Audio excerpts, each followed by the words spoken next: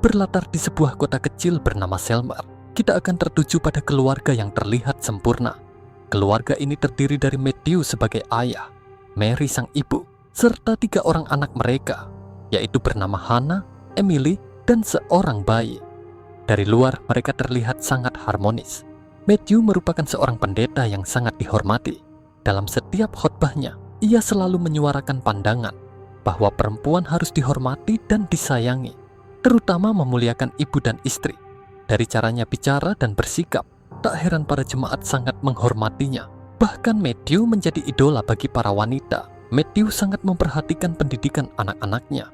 Ia selalu mengajarkan mereka cara berbicara santun kepada yang lebih tua. Di mata orang-orang, kehidupan keluarga ini nyaris sempurna tanpa ada masalah. Bahkan banyak wanita yang iri pada Mary karena memiliki suami seperti Matthew. Not to me, but I have my suspicions. She made her vows before God. Amen. He made vows. Namun kenyataannya, kehidupan mereka tidak seindah yang terlihat, di mana ternyata keluarga ini memiliki sebuah masalah, yaitu masalah keuangan.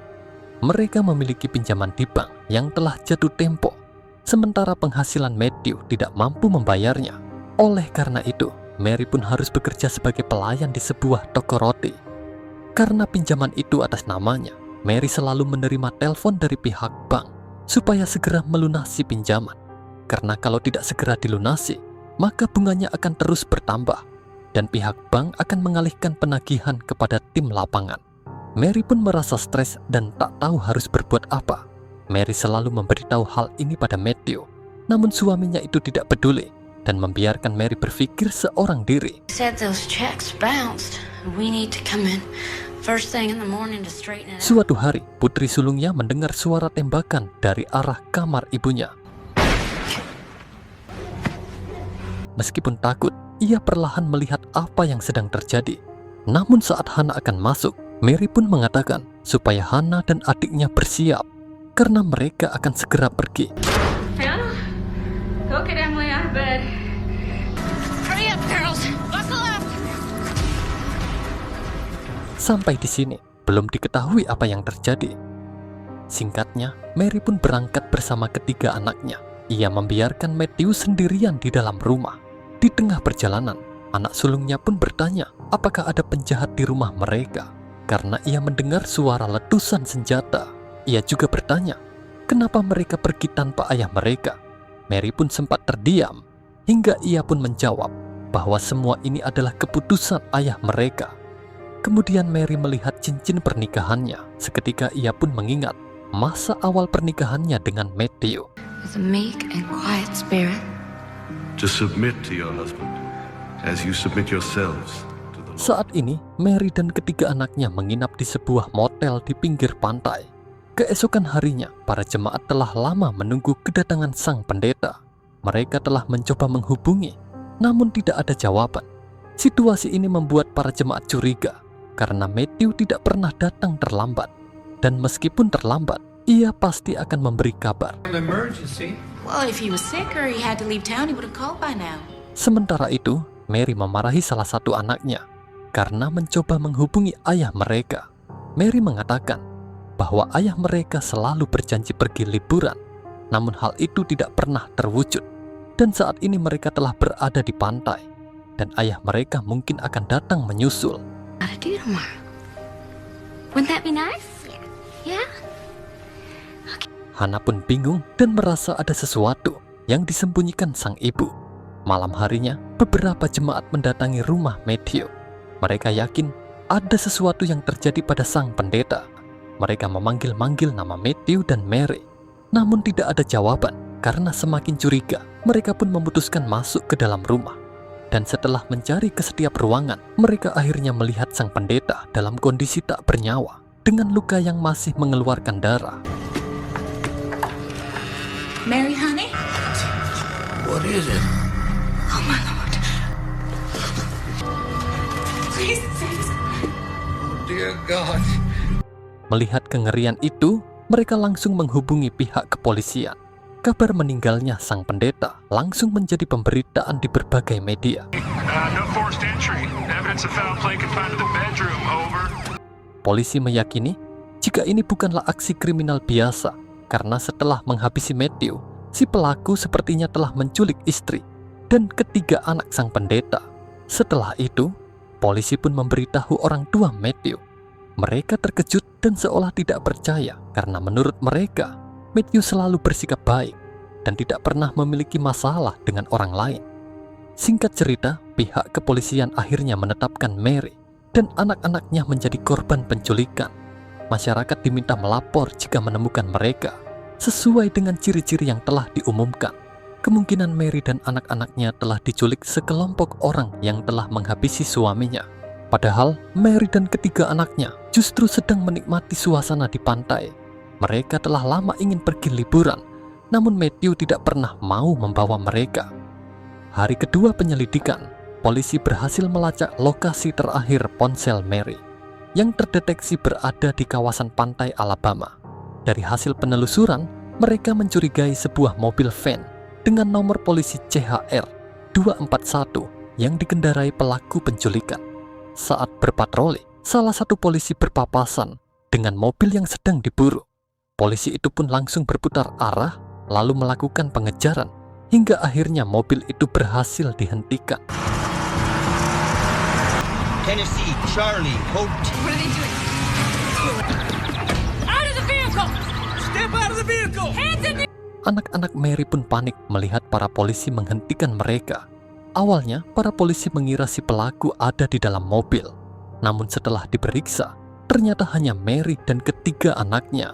Dan setelah dilakukan pemeriksaan, polisi menemukan sebuah senapan kaliber 12 di dalam bagasi, di mana pelurunya sama dengan peluru yang ditemukan di tubuh Matthew. Singkatnya, Mary pun akhirnya ditangkap dan dibawa ke kantor polisi.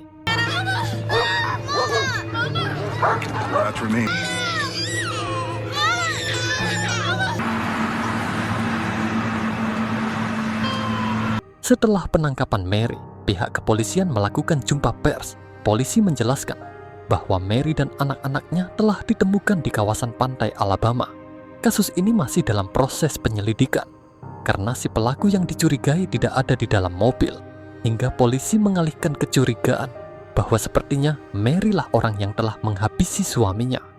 Singkatnya, Mary pun diinterogasi mengenai hubungan pernikahannya dengan sang pendeta.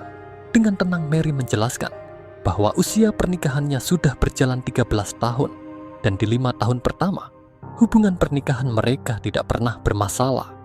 Mendengar jawaban itu, polisi pun bertanya kenapa Mary memutuskan menghabisi suaminya. Seketika Mary pun terdiam. Tak lama kemudian, orang tua Matthew pun datang. Namun di sini mereka masih belum yakin jika Mary lah yang menghabisi Matthew. Bahkan saat bertemu, sang mertua masih menguatkan Mary. So I could give you a proper hug. It's gonna be okay. Put Neil out with the girls. Kemudian, polisi ingin meminta pengakuan resmi dari Mary, yaitu apakah benar ialah yang telah menembak suaminya. Mary tidak menjawab secara rinci. Ia malah mengatakan bahwa yang menembak Matthew bisa jadi adalah dirinya, atau mungkin itu adalah perbuatan orang lain. Mendengar jawaban itu, pihak kepolisian merasa Mary sepertinya mengalami tekanan mental. Singkatnya, polisi pun akhirnya memasukkan Mary ke dalam penjara sambil menunggu waktu persidangan.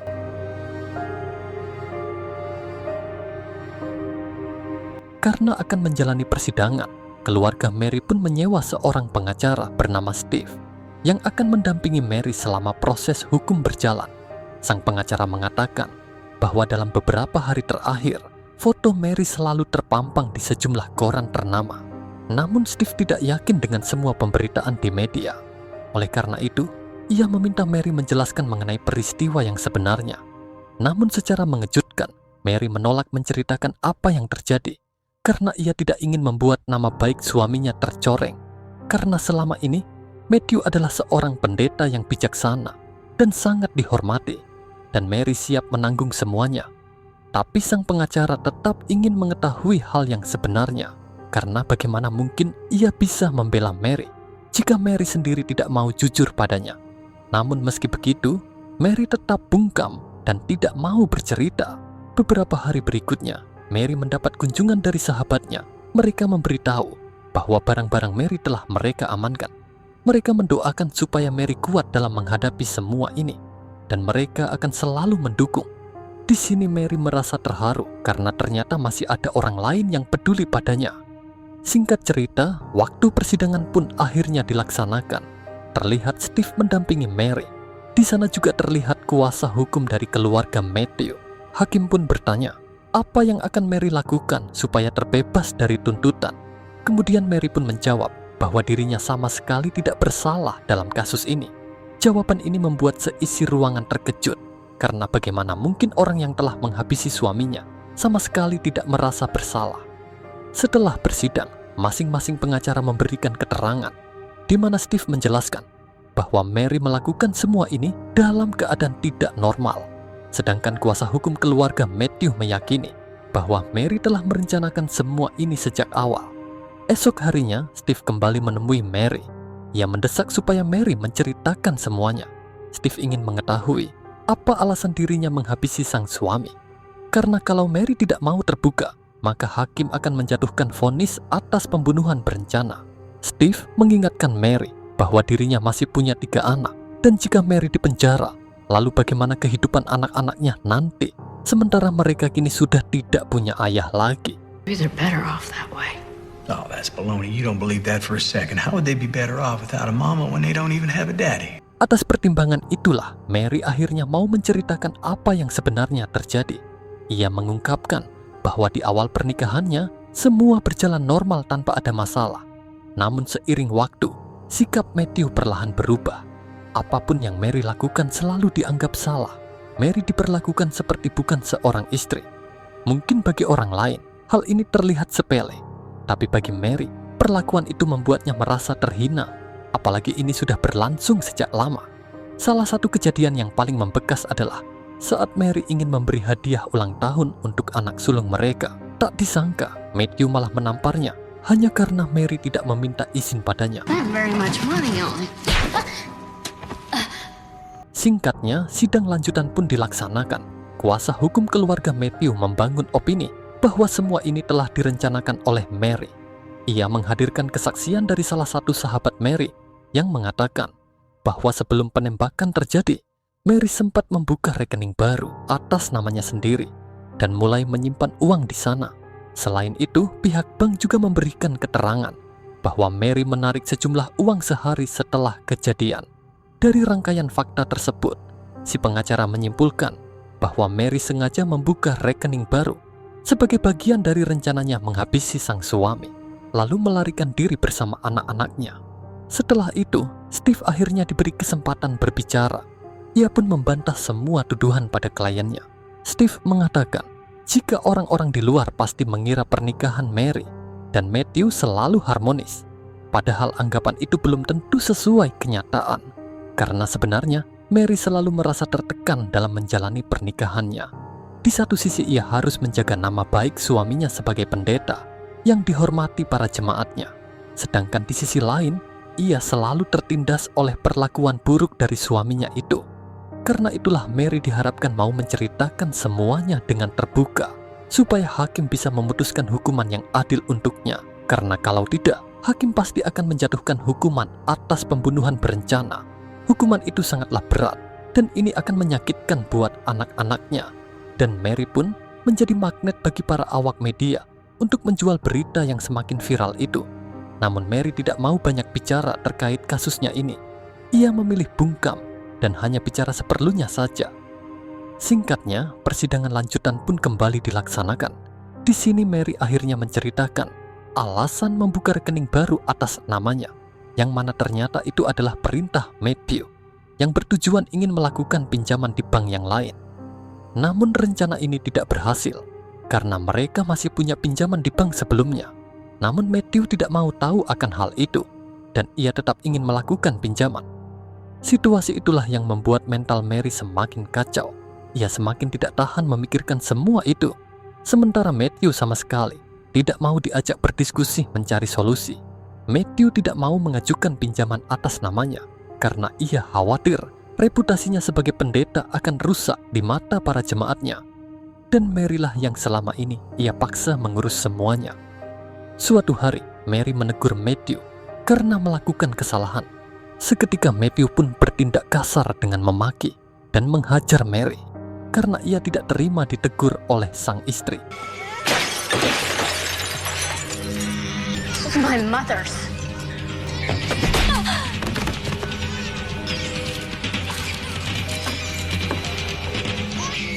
Setelah mendengar pengakuan itu, pengacara keluarga Matthew memberikan respon. Sang pengacara mempertanyakan, kenapa Mary saat itu tidak melapor pada polisi atau meminta visum dari dokter. Lalu Mary pun menjawab bahwa ia memang tidak ingin melakukan hal itu karena tidak ingin keburukan suaminya diketahui oleh masyarakat. Mendengar jawaban itu, pengacara tersebut kembali merespon. Ia mengatakan, bagaimana mungkin cerita Mary ini bisa dipercaya karena tidak ada bukti visum dari dokter, tidak ada bukti laporan polisi, dan tidak ada satupun saksi. Dan bagaimana bisa hakim akan percaya semua itu? Sampai saat ini, para jemaat dan masyarakat tidak yakin sang pendeta melakukan seperti yang Mary ungkapkan. Karena selama ini, sang pendeta selalu bersikap baik. Bahkan ia selalu menghimbau orang-orang supaya menghargai kaum wanita, khususnya istri dan ibu. Sampai di sini, keluarga Matthew menyimpulkan jika pengakuan Mary ini hanyalah kebohongan. Kasus ini semakin menjadi pemberitaan di berbagai media nasional, di mana sejauh ini pengadilan belum menemukan titik terang dan masyarakat masih dibuat bingung. Apakah memang benar Mary lah pelakunya? Dan kalaupun iya, apakah motif kuat dirinya sampai memutuskan menghabisi sang suami? Suatu hari, Steve memberitahu bahwa ia datang membawa ketiga anak Mary yang ingin bertemu dengannya. Tentu Mary sangat senang mengetahui anak-anaknya akan datang. Dan setelah sekian bulan, Mary akhirnya bisa bertemu dan berkomunikasi menyapa anak-anaknya. Meskipun tidak bisa memeluk mereka, tapi setidaknya rasa rindu Mary bisa terobati. Begitu juga dengan anak-anaknya. Namun Hannah si putri sulung sepertinya tidak suka bertemu dengan ibunya. Bahkan ia sempat mengamuk hingga para petugas pun membawa mereka keluar. I explained in letters I wrote you every day. You're a liar. Everyone knows you're a liar. I don't care. Di persidangan berikutnya, Mary kembali menceritakan perlakuan buruk yang sering ia alami, di mana Matthew sering mengancamnya menggunakan senjata. Matthew sama sekali tidak memperlihatkan sikap seperti pria religius, sangat berbeda dengan sikap dirinya saat berkhotbah. Kemudian, pengacara Mary memperlihatkan sebuah barang bukti mengejutkan, yaitu sebuah kantong plastik berisi wig dan sepatu hak tinggi yang ditemukan di kamar Mary. Mary mengatakan bahwa semua barang itu adalah miliknya, namun itu semua adalah pemberian Matthew. Mary diminta menjelaskan apa fungsi dari semua barang itu. Mary pun menjelaskan bahwa barang-barang itu harus ia pakai saat berhubungan suami istri, sesuai perintah suaminya. Ternyata Matthew memiliki kelainan saat berhubungan, dan kalau Mary menolak, maka Matthew pasti akan menghajarnya. Perlakuan seperti itulah yang selama ini Mary rasakan. Mendengar cerita itu, ibu Matthew merasa sangat malu dan memutuskan keluar meninggalkan persidangan. Selanjutnya, kita akan flashback sesaat sebelum peristiwa penembakan. Saat itu, bayi mereka terus menangis yang membuat Matthew terbangun dan ingin menghajar sang bayi supaya diam. Hingga terjadilah keributan malam itu. Leave her alone. Don't you do it. You're gonna suffocate her. Up all night. Karena tak ingin masalah ini diperpanjang, Mary yang masih kesal berusaha mengajak sang suami bicara. Namun Matthew menolak dan mengabaikan niat baik dari Mary. Karena selalu merasa tidak dihargai, Mary tak sanggup lagi menahan diri. Lalu ia pun mengambil senapan yang tujuannya hanya ingin mengancam suaminya supaya ia mau bicara menyelesaikan permasalahan yang selalu terjadi di antara mereka. Namun saat melangkah, kakinya tersandung hingga tangannya refleks menarik pelatuk, dan senapan itu pun akhirnya meletus. Dan itulah penyebab kenapa Matthew tertembak.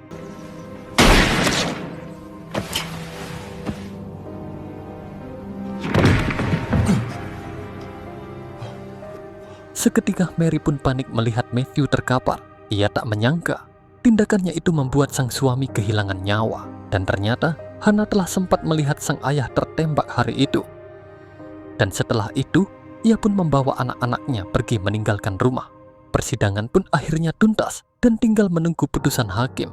Pengacara keluarga Matthew pun pasrah dan menyerahkan semuanya pada hakim. Singkatnya, pengadilan hari ini akan membacakan vonis untuk Mary.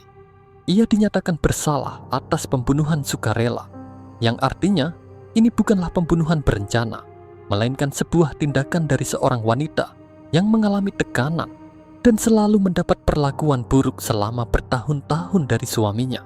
Hakim akhirnya menjatuhkan hukuman penjara selama 210 hari atau sekitar 7 bulan, lalu dipotong selama 5 bulan masa tahanan. Artinya Mary hanya menjalani sisa hukuman selama 2 bulan. Tidak ada alasan kuat bagi juri menjatuhkan hukuman berat pada seorang wanita yang berniat melindungi anaknya. Apalagi penembakan itu terjadi bukan sebuah kesengajaan. Kasus ini sempat menjadi kontroversi. Sebagian orang mendukung putusan hakim, sementara yang lain merasa ini tidak adil. Setelah keluar dari penjara, Mary kembali mendapatkan hak asuh atas anak-anaknya. Namun Hannah, sang putri sulung, seolah masih tidak terima karena sejak awal ia telah mengetahui bahwa ibunya lah yang telah menghabisi sang ayah, meskipun itu merupakan ketidaksengajaan.